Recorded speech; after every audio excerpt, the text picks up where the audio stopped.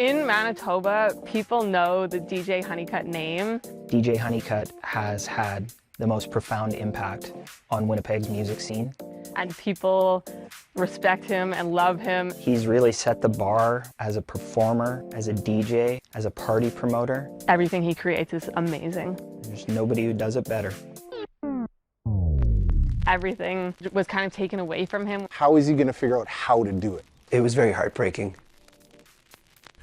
DJ interrupted.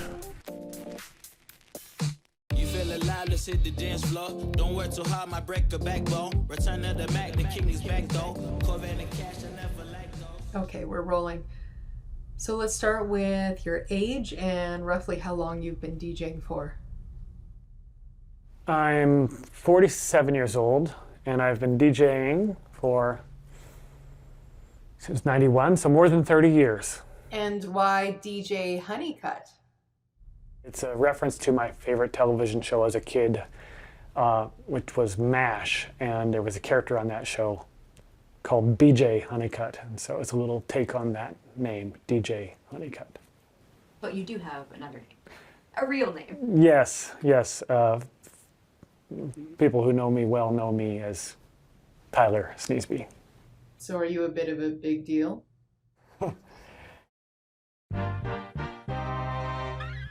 I would say that I'm pretty well known, yeah.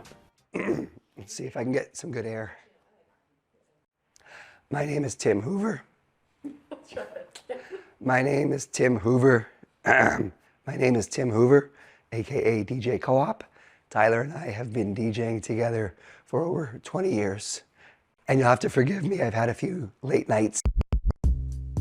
We really became known not just for the parties that we threw, but for the creative way that we would promote them and get people excited about coming to them.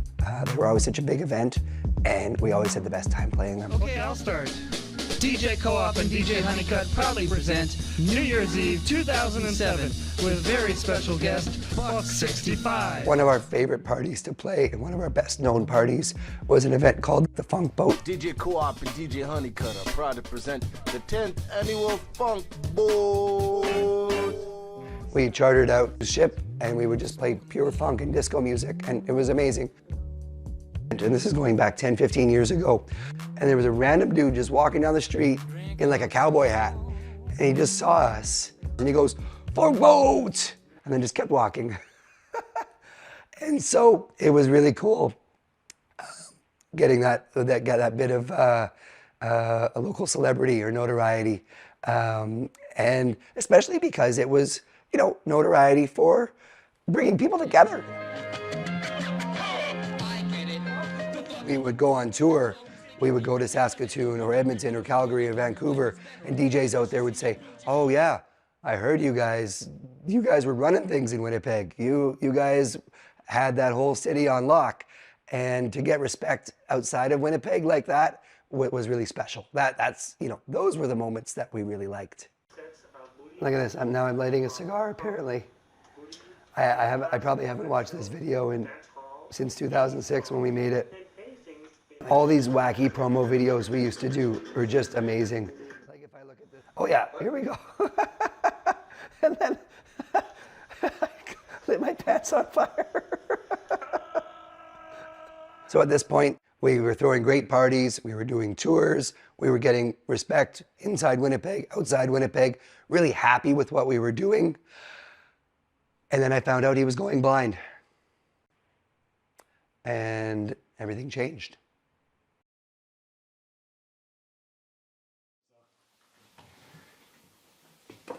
Which one of these is the cinnamon? I started losing vision in my left eye, and they ultimately decided to send me for an MRI, which then did reveal that I had lesions on my brain and spinal cord, and that it was indeed MS. It was a little atypical because usually with MS, your vision will go away and then come back and go away and come back, but my vision in my left eye never came back. Spring of 2019, I then started losing vision in my right eye. I would say by the end of the summer, I was considered legally blind.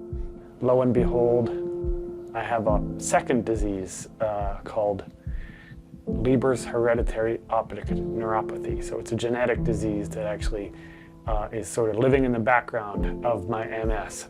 We're getting to your sister's on Monday. What time did you want to go, by the way? Dinner's at 6, I think. My wife, Sarah, took the diagnosis a lot harder than I did. That sounds good. Great, we can do that. My heart just fell through the floor. So I grew up with MS in our family. My uncle had it all of my life. And so I was jumping to all of the worst moments and all of the worst things right away, even though Tyler in that moment of diagnosis was okay. But I immediately imagined him being as sick as my uncle and all of the stages of MS. So the last stages, the being trapped in your body. And my response to Tyler that day when we came home from the doctor was just saying, like, we need to squeeze every minute out of life now. We need to do that now. Yeah, you want just some raw onion for your little side snack here? I'm blind, I don't know. We Googled activities blind people can do. Like, we were in a really weird place, okay? And the list was short and stupid. It was like, these are the suggestions for blind people and like activities. Tell jokes. Listen to the radio. Make a salad. It was like offensive. Yeah, exactly. I like the room temperature water for whatever reason. Some partners and I opened up a music venue here in Winnipeg called the Goodwill. And I was managing it and working long hours there, and I was getting frustrated often. I was getting short with my staff. Things that would typically take me a few minutes were taking me a half hour to do. I felt pretty hopeless. I felt like I couldn't continue living the way I was accustomed to. And then ultimately I decided to step down. And people know who I am because I'm a public figure and because I was running the bar. And when I was losing my vision, I really couldn't tell who anyone was. And it was putting me in awkward positions constantly where I was like, I'm sorry, I don't know who you are. I often feel like the assistant to a president of the United States in a movie where I'm like, sir, that's the ambassador to Ghana. Where I'm like always like, that's our neighbor, they're coming our way. Like I'm always giving him little side notes about who we're gonna be talking to. Someday we need to discuss, you guys, who's coming this weekend? We're coming, we want to come Thursday. I've always been close with my sister and her family. We all sort of look after one another, but certainly we have all gotten a lot closer over the last 6 or 7 years since I was first diagnosed with MS. Bon appetit. Bon appetit, everyone. Nice to have you all together. Cheers. And so my niece Brianne wrote this article when she was in school. Basically was like the reveal that, yeah, DJ Hunnicutt is losing his vision and this is his status now. And that article got a lot of traction. It was an honor to be able to share his story. We were looking at the analytics online, even of the website, and it had like thousands and thousands and thousands of views, and it was across Canada, across America, even some places in Europe. On social media, it was blowing up, like different, even in the DJ community, in the journalism community, like people were sharing it like crazy. So it was almost like, hey world, here's my blanket apology, or here's my blanket excuse for why I can't always tell who you are. I did go through a bit of an identity crisis because my identity is so wrapped up in what I do, and what I do as DJ, certainly as far as people in the city that don't know me well are concerned. I'm DJ Hunnicutt. And so if I wasn't able to DJ, I wasn't sure what I was or who I was. Anything I could do, I thought I couldn't do anymore, and I just felt like I was just going to sit and live off the paltry sum that the government gives you for disability. on a month-to-month basis. But then the pandemic came along, and it gave me the time I needed to learn how to be blind. I also took that time to get physically healthy and mentally healthy. What I ultimately decided to do was try to teach myself to play piano.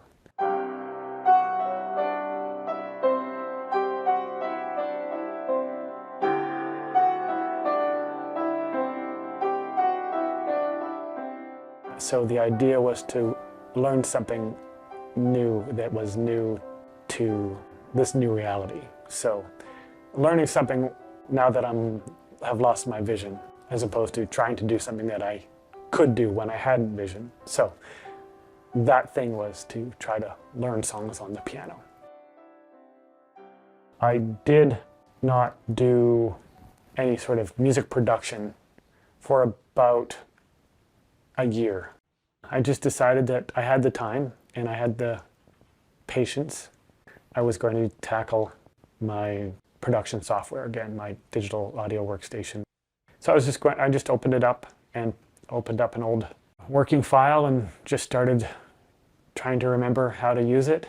I zoom in to a almost comical amount and put my face about 2 or 3 inches from the screen, and I really enjoyed reconnecting with music production and just sitting at my dining room table and slowly figuring out methods of producing music again. Despite the fact that the technology isn't accessible. Accessibility advocacy has become a big part of my life these days. So I could go down here without the sidewalk. My friend Elliot Walsh, who goes by the rap name Nestor Windrush, I've known him for decades now. Elliot uses a wheelchair, and since I've lost my vision, I would say he and I discuss accessibility issues a lot. I would say our conversations are 1/3 accessibility, 1/3 music, and 1/3 basketball. This stretch is where I last ended my last walk across the city when you joined me for the last couple K. And these walks across Winnipeg that I have become known for, I would just want to bring awareness to accessibility issues to people that maybe don't necessarily think of them. How many of those did you do? Well, I was doing them every year, so I've probably done at least a half dozen times, but I don't think I'm going to be able to do them anymore. My legs just don't work the way they used to. Can I ask you a serious question? I think so. How does that make you feel? Oh, gosh. It's a bummer. It's a drag. Well, thanks for sharing that. No, I mean that. Every time I post on social media, I just hope to be like driving into people's brains that like, consider this section of sidewalk, consider this handrail, consider this elevator interface. Mm-hmm. You know, every single thing. Like, just be mindful. Accessibility issues come up when we actually confront them. We all have a role to play and all have our little pieces to lay down in that puzzle. Yeah, more power to them. More power to everybody out there that's trying to do that work. And Tyler's always been really smart and with it, and always been thinking about the bigger picture. And so he's applying that energy now to advocacy, and it's nice to see. I would be taking my life in my hands every time I cross the street because it's not a controlled intersection. Let's get a couple bottles of wine. Okay. You want to try something different? I know this kind is good. I can tell that it's the kind I've had before because the label is so obvious. It's just a giant E, so I can actually see that. So he has been grieving his loss, and now that loss is getting filled up with new things. That vacancy has turned into advocacy. He is able to spread really positive messages with it, or people may notice it differently because it's like that DJ they've been a fan of for a long time, right? Yeah. That's very Well, cool. I'm glad you're thinking of me, and I'm so glad I bumped into you guys. Have a great time at are they doing one album? They're doing the entire... Yeah, I think he's a natural in terms of turning into an accessibility advocate. It's a really interesting and sort of perfect transition for him. When Tyler first lost his vision, he lost a lot of the sort of things we take for granted, like being able to drive a car. And then we realized he still has tons of ability, tons of ways to be autonomous and independent. So one of those things is that he is a bit of a flaneur, a man about town. People see Tyler walking all of the time and shout, "Hey Tyler," or "DJ Hunnicutt" from their cars. He never can recognize their faces, but this is part of his day-to-day now. We travel by tandem bike a lot. We go on picnics with it. When I'm feeling extra adorable, I like drop him off at his gig. It's really sunny today. Like you can chat when you're cycling together. It took a little bit of a learning curve. He has to really relinquish control by sitting in the back. It's useful transportation, but it's also actually just quite fun. Tyler is figuring out a new way of getting through the world, and it's pretty amazing watching him do it. So the biggest question, what has losing vision meant for your DJ career? Well, I thought it was over, but it turns out it's just beginning again. And we'll talk a bit about how... UMFM Campus Radio, Jared McKediak speaking. In the middle of an interview. Yeah, I'm the station manager. I'm just in the middle of something though. Can I give you a call right back? I see his posters up all around the station still. Oh yeah, 100%. I mean, yeah, he's made a mark in all sorts of different ways. When I moved to the city in 1996, Winnipeg's hip-hop community was really sort of hitting full stride, and one of the pillars of that community was Peanuts and Corn Records, which Honeycutt started with his two buddies, McEnroe and Pipskid. They played in a group called Farm Fresh. I be jetty in a sector 808 with 750s are in full effect. No to my abode stop is where we made up. And I remember seeing them at music festivals and shows around town. And for somebody who grew up listening to rap, seeing locals who were on par with the stuff that I grew up listening to kind of blew my mind. DJ Hunnicutt started a radio show called Born in the Break in the late 90s. Easily my favorite show on the station, bar none. It was like a weekly hip-hop history lesson that had tons of listeners. This is Born in the Break. You had to do the math to figure out how long... People used to record it, pass the tapes around to their friends. He was making the kind of radio that I grew up dreaming about making. And so when his partner Sarah shared that that Tyler was starting to battle MS and was losing his vision, it was a real shock. It's also been super admirable watching how he's like retrained himself to keep doing what he loves doing, right? It's pretty amazing, it's phenomenal.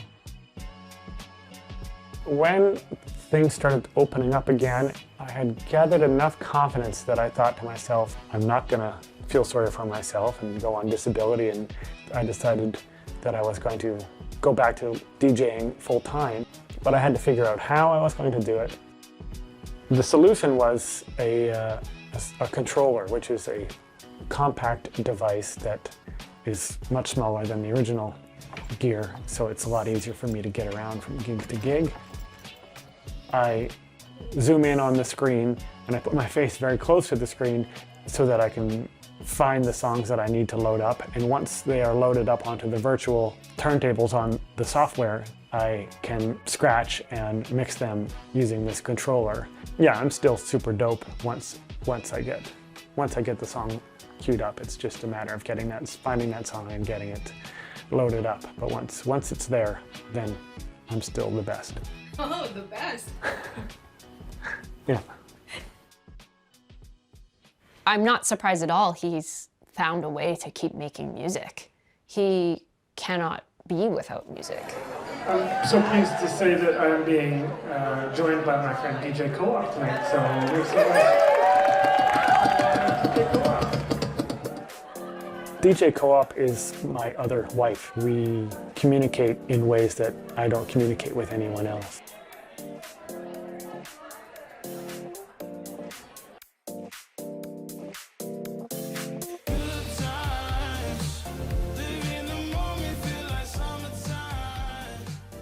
To this day, still have so much fun. I'm so grateful that we're still able to play together. The thought that we wouldn't be able to do what we do, it was very scary. I think he's done an incredible job, and I'm just so proud of what he's done. I still look up to him, and he's still a creative person, and he still inspires me. 2 years ago, I honestly thought I wasn't going to be doing much of anything, and now here I am, back to being a full-time DJ, and loving it more than I have in a long, long time. Ready? Yeah. Okay. Oh, there we go.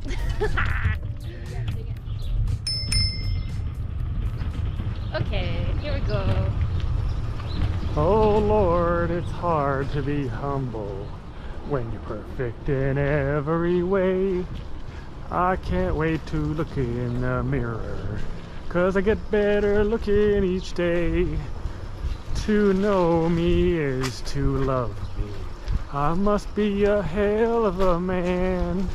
Oh Lord, it's hard to be humble, but I'm doing the best that I can.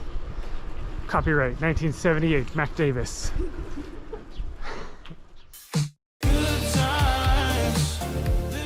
Film production, Hunnicutt Studios. Integrated Described Video Specialist, Ron Rickford. Content Development Specialist, Jim Crisco. Coordinating Producer, Jennifer Johnson. Director Production, Kara Nye. Director Programming, Brian Perdue. VP Content Development and Programming, John Melville. President and CEO, David Arrington. A big thanks to the Goodwill Social Club, The Beer Can, UGgsMag.com, Steve St. Louis, Mandeep Sodhi, Accessible Media Inc. 2022.